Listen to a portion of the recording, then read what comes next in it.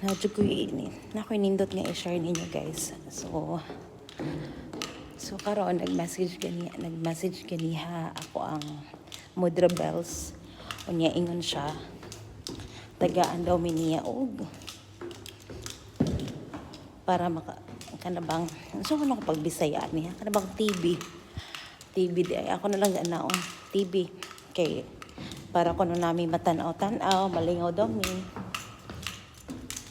Asa man ka manang kung ano grabe. Sa una, kung dili kaayo mi good terms akong mudra diri. Pero karon grabe ang blessings. Pero mimi niya tagaan og blessings dili na mi pareha sa una nga di na kumutingog kay may mga daghang kanang issue. Kana bang nindot kay ang feeling karon ba? Pero hopefully ako ginaampo guys nga magpadayon lang gyud mi permi nga ingon ani nga kanang okay lang gyud mi ba wala mi ng problema dili mi mag kanang namang gud ako ang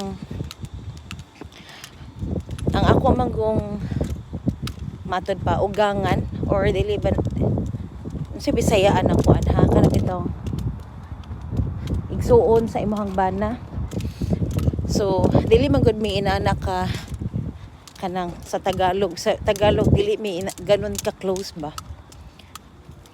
Pero mo na nga karon okay na kay bongga na siya mura to muna nga karon guys makaana ako nga ang akong pagpray no ako ang pagampo gidungog gyud sa Ginoo pasalamat ra gyud taong kay ko. So happy ko maglakaw-lakaw guys maglakaw ko pa dong sa train station and then yan indot kay wala good hayag na gyud kay siya as in sobrang nakahayag. So inig abot ako sa amoang town kanang ngit-ngit na ngit-ngit hayag di ay hayag kita mo na nakahayag bitaw guys. So yes, so thank you guys for watching. Maura to.